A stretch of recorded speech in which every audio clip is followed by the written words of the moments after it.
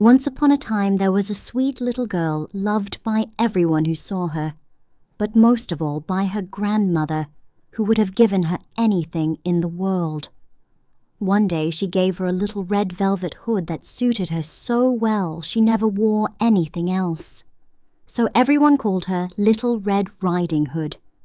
One morning her mother said, "Come, Little Red Riding Hood, here is a piece of cake and a bottle of wine.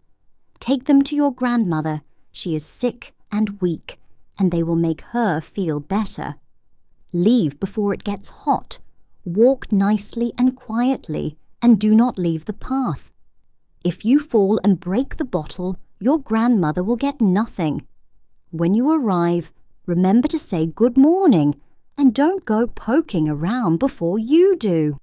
"I will be very careful," said Little Red Riding Hood, and she kissed her mother goodbye. Her grandmother lived in a cottage deep in the woods, about 1/2 mile from the village. Just as Little Red Riding Hood entered the forest, a wolf came up to her. She did not know what a wicked creature he was, and was not afraid of him. "Good morning, Little Red Riding Hood," said the wolf.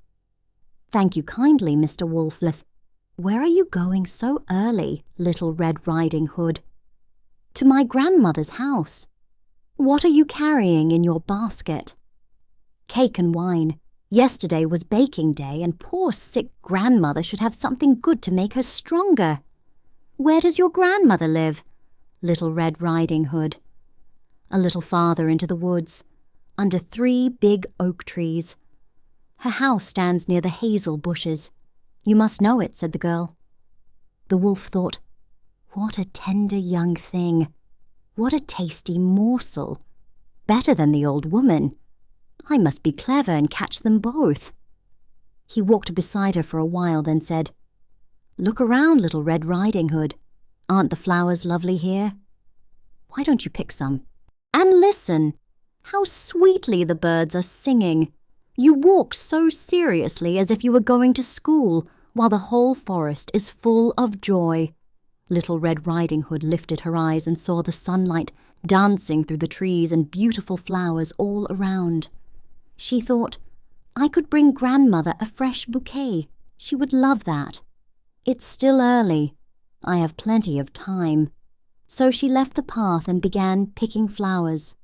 Each time she picked one, she saw another prettier one farther away, and wandered deeper and deeper into the woods. Meanwhile, the wolf ran straight to the grandmother's house and knocked at the door. "Who is it?" "It's me, Little Red Riding Hood," said the wolf. "I've brought you cake and wine. Open the door." "Lift the latch," called grandmother. "I am too weak to get up." The wolf lifted the latch. The door sprang open, and he went straight to the bed without saying a word, and swallowed the grandmother whole. Then he put on her clothes, pulled her cap low over his head, lay down in her bed, and drew the curtains. When Little Red Riding Hood finally reached the cottage, she noticed the door was open. She felt uneasy and thought, "Oh dear, something feels strange today, and I usually love visiting grandmother." She called, "Good morning," but no one answered. She went to the bed and pulled back the curtains. There lay her grandmother with her cap pulled far over her face, looking very strange. "Oh, grandmother," she said, "what big ears you have." "The better to hear you with, my dear." "But, grandmother, what big eyes you have." "The better to see you with, my child." "But, grandmother, what large hands you have." "The better to hug you with." "Oh, but grandmother, what a big mouth you have." "The better to eat you with."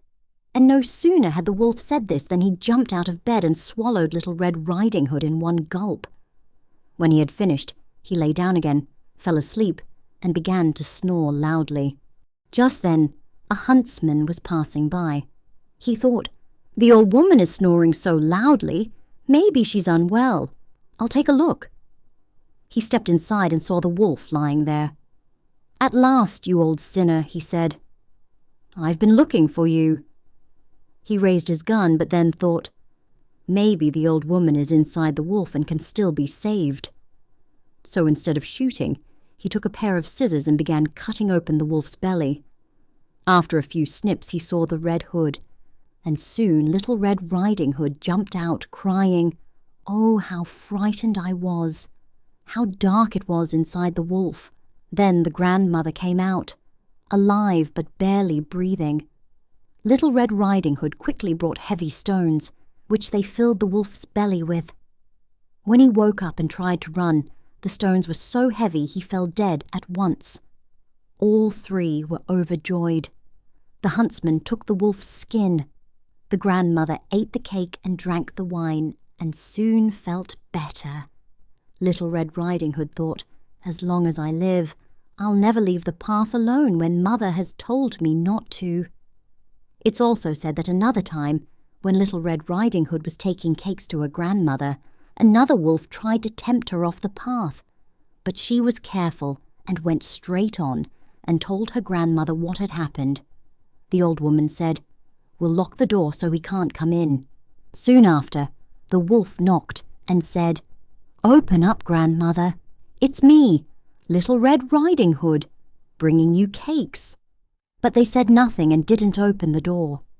The wolf crept around the house, climbed onto the roof, and waited until evening, planning to follow Little Red Riding Hood home and eat her in the dark. Grandmother saw what he was planning. In front of the house was a large stone trough, so she told the girl, "Take the bucket, Little Red Riding Hood, and fetch the water from the sausage pot. Fill the trough."